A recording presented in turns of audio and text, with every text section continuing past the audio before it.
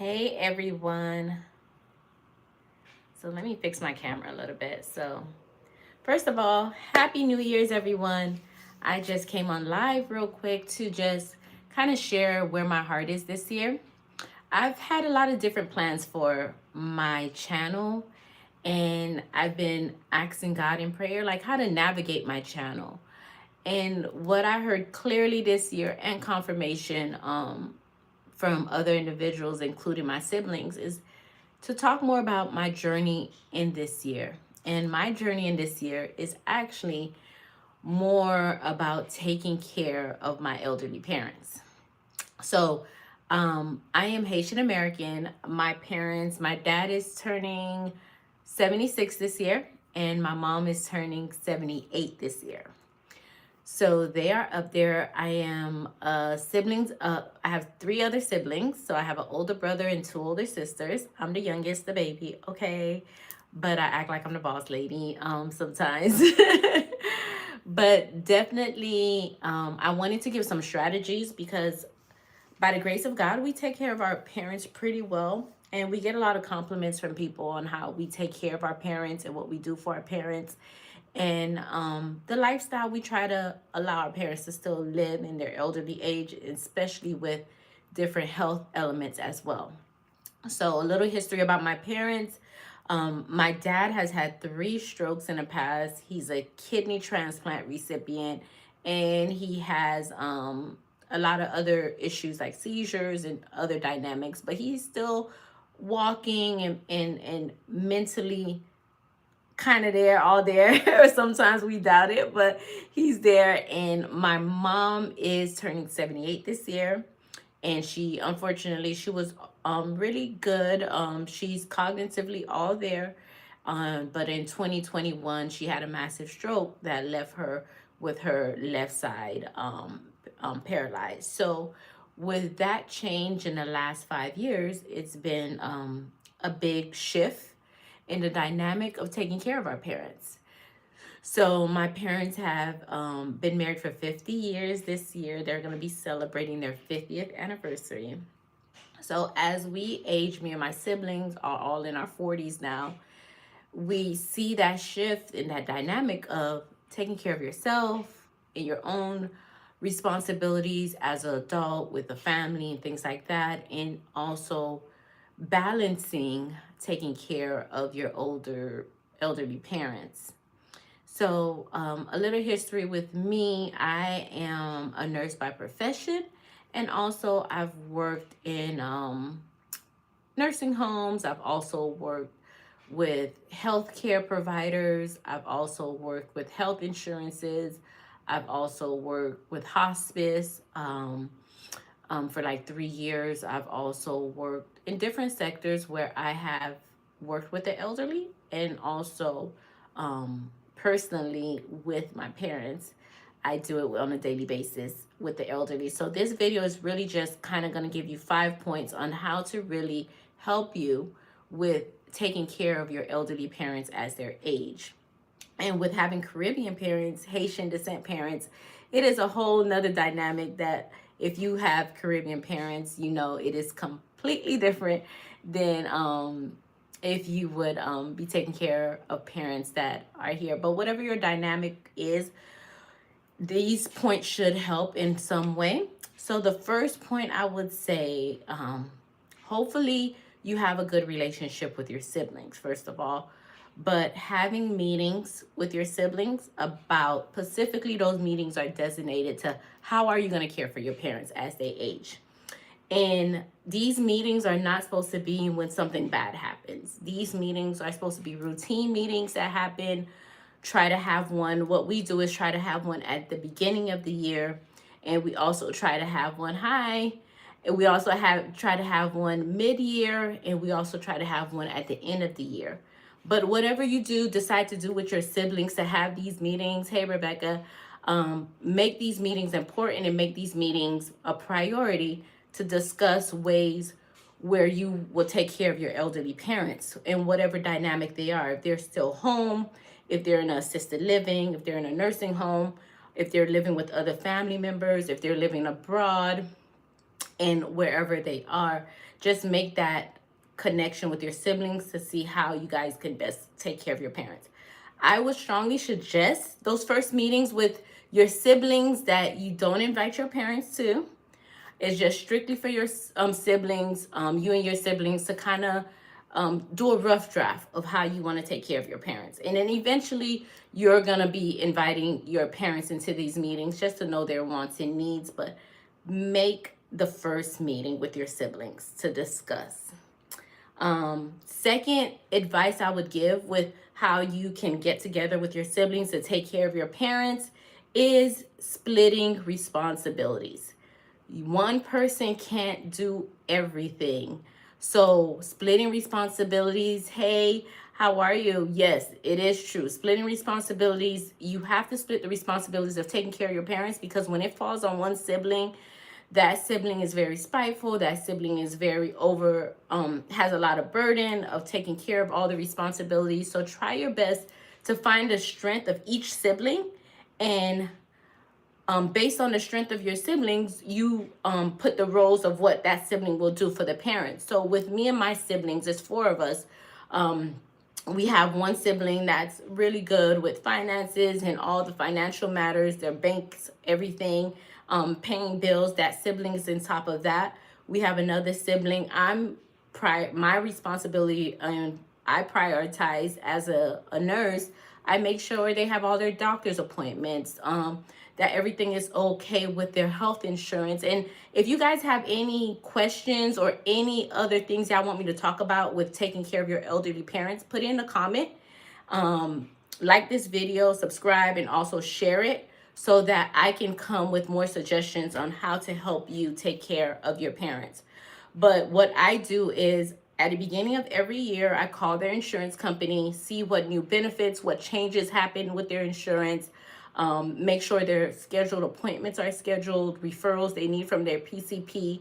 I have their PCP number saved on my phone. Like, I have a direct contact with their PCP because it's very important, especially with taking care of your elderly parents. So anything health-wise, my siblings come to me. I'm so sorry to hear about that. I am a cancer survivor. Definitely will be praying for you. It is not an easy journey. We will definitely keep you in prayer as you go through that journey. But this video right here, even though I do talk about that, right now I'm talking about how do siblings come together to take care of their elderly parents. The next thing I would suggest, the third advice I would give is once you have that meeting with your parents, once you have the meeting with your siblings first, and then you split those responsibilities with your siblings on what responsibilities each person is going to be in charge of. Then the third suggestion I have is to have a meeting with your siblings and parents.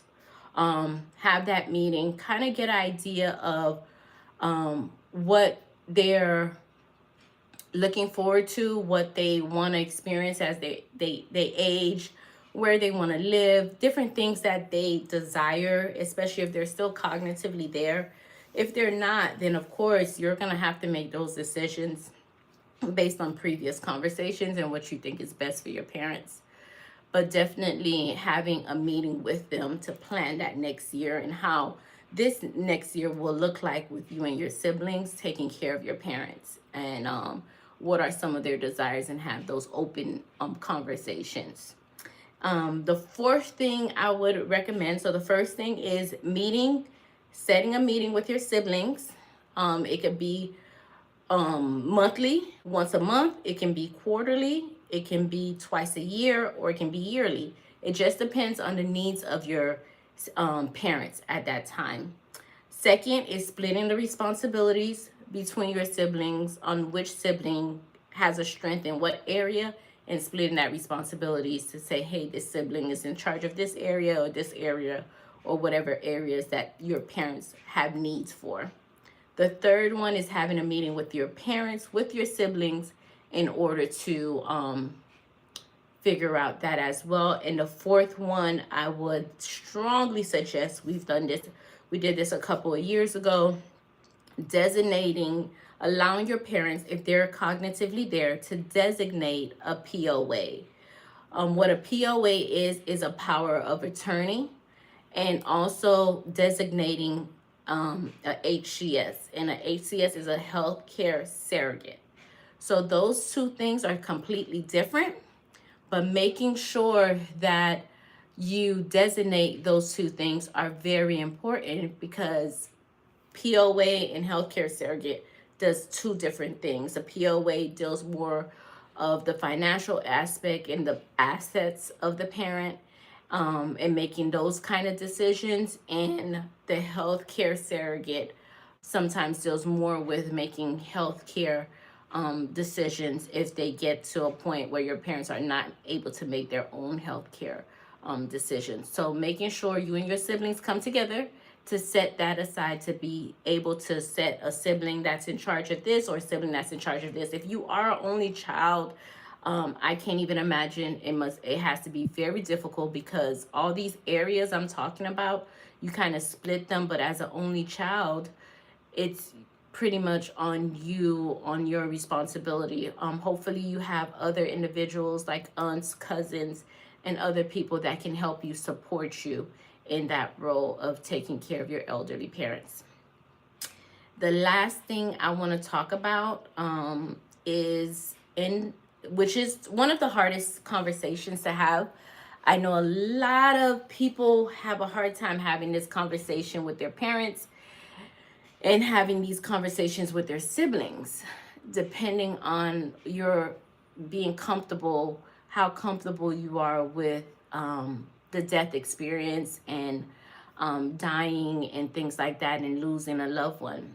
So the fifth thing that me and my siblings have done the last couple of years is having those hard conversations on my parents' end of life wishes. So having those conversations, allowing them to give space to what they desire to have at their end of their life, if that comes to play and pass within our lifetime, so we can adjust. Hello, thank you so much for joining. So we can have that set, so we can be able to give them what they desired.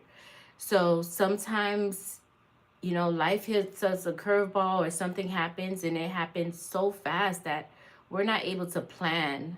But as much as we can plan, we should plan. If we're able to plan ahead with our family members, to be able to have a set plan for end of life care for our parents. So whatever their wishes are, if they wish to be cremated, if they wish to be buried in another location, if they wish to be, what type of funeral experience they want to have, different things that they want to give away to certain people, all those conversations, it's really good to have, especially if your parents are still cognitively there and still able to have these conversations. Please have them.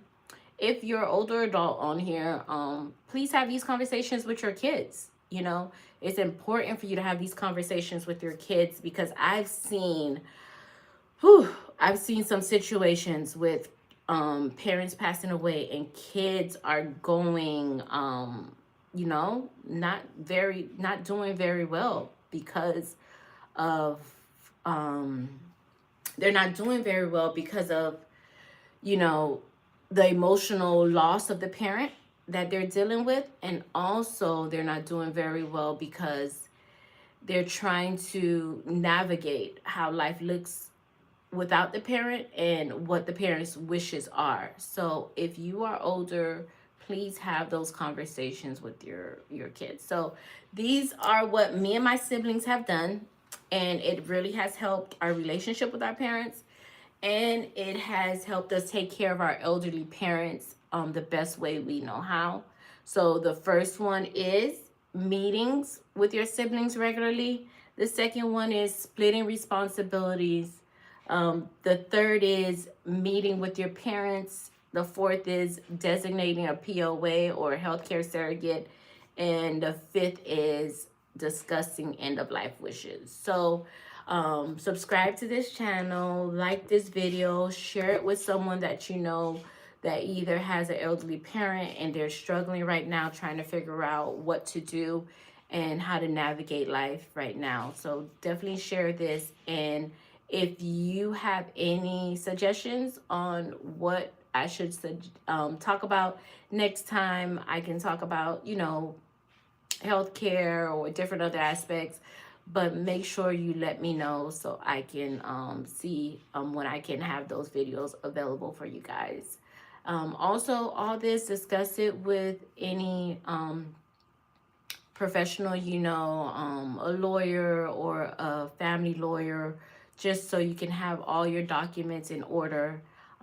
Especially if your parent is not cognitively there, you have to have those documents in order to make decisions for them. So make sure you look into that as well. Thank you for tuning in to my channel, and I will definitely have more in store and about this subject and many more. Have a wonderful Saturday. Bye.